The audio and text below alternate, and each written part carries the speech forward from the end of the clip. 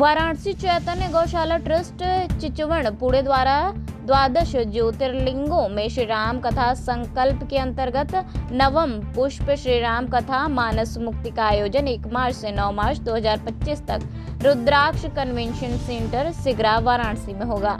मराठी भाषा में होने वाले श्री राम कथा को श्रवण करने हेतु लगभग 1200 लोग महाराष्ट्र सहित देश विदेश से आएंगे।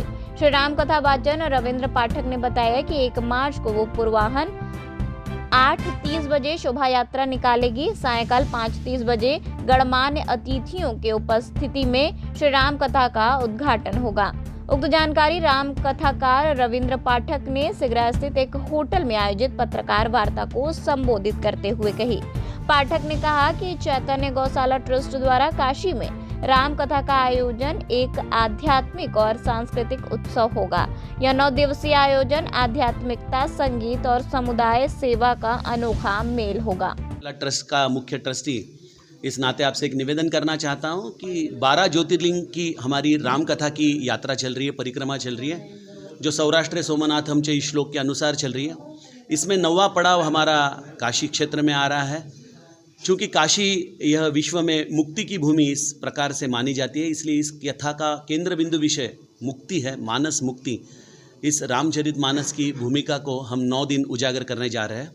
इस कथा में कल सुबह 8:30 बजे शोभा यात्रा निकलेगी, जिसमें संतों का आगमन होगा और हाथी के ऊपर हमारे सद्गुरु श्री ब्रह्म चैतन्य महाराज, जो अभी देह में नहीं है, उनके विग्रह का प्रतिष्ठापन किया जाएगा और जिसमें महाराष्ट्र और देश विदेश से आए हुए करीबन 1200 श्रद्धालु हैं जो इस कथा में शरीक होने जा रहे हैं। तो उनका भी उस शोभा यात्रा में समापन होगा।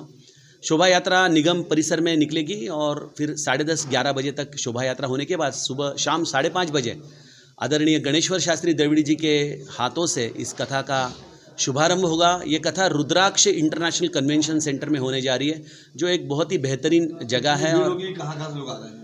महाराष्ट्र, गुजरात और कर्नाटक से ज़्यादातर लोग आ रहे हैं और यूरोप और अमेरिका और कुछ गल्फ से भी लोग आ रहे हैं। किस भाषा में अब कथा होगी? ये कथा ज़्यादातर मराठी भाषिक आ रहे हैं, तो ये कथा मराठी में होने वाली है और काशी के भी स्थानिक मराठी लोग इसमें सहभाग लेने वाले हैं। ट्रांसलेटर भी रहेंगे इसमें? ट्रांसलेटर की अभी तक तो कोई ये नहीं की है, लेकिन हम आपको टेक्स्ट मैटर बना के दे सकते हैं आपके प्रेस के लिए हर दिन का, जो हिंदी में हो। गुरुजी कितने दिन का है ये कथा 1 से 9 तारीख को चलेगी। सुबह शाम कथा रहेगी। सुबह 9:30 बजे सुबह का सत्र रहेगा और शाम को 5:30 बजे शाम का सत्र रहेगा। इस कथा के दरमियान भंडारे की व्यवस्था की गई है स्थानिकों के लिए, ताकि वो आए और राम का भोजन ले, प्रसाद ले। और जो ब्राह्मण हैं जिन्होंने काशी में वेदों की बड़ी सेवा की है, उनका भी हम इस कथा के द्वारा योग्य सम्मान करना चाहते हैं। उनके लिए भी हमने अलग से व्यवस्था की है भोजन की। इसमें सम्मानीय लोग में गणेश्वर शास्त्री द्रविड़ है, हमारे हनुमान जी मंदिर के महंत जी आ रहे हैं। हमने CEO को भी आमंत्रित किया, लेकिन वो कल यहाँ पे नहीं है, इसलिए वो बोले मैं सोमवार को आ जाऊँगा। महापौर जी आ रहे हैं। सबसे बड़ी बात है, बहुत सी कथाएं, कृष्ण लीला, राम लीला, बहुत सी कथाएं सुनी। जी। मानस मुक्ति कथा ये क्या है? मानस मुक्ति ये कथा जो है वो हमारे समस्त दुखों को समाप्त करने वाली कथा है, क्योंकि मनुष्य मुक्ति और मृत्यु को एक ही वाक्य में समझ लेता है, लेकिन मृत्यु ये कोई हमारे दुख की समाप्ति नहीं होती। केवल मोक्ष या मुक्ति ही हमारे दुखों की समाप्ति कर सकती है। और ये मुक्ति किस तरह से प्राप्त की जाए, संतों ने किस तरह से प्राप्त की है। काशी में जो इतने संत हो गए, उन्होंने यहाँ पे जो ज्ञान अर्जित किया और ज्ञान के द्वारा जो मुक्ति प्राप्त की है, उसकी समस्त चर्चा मानस के आधार पर हम यहाँ पे करेंगे।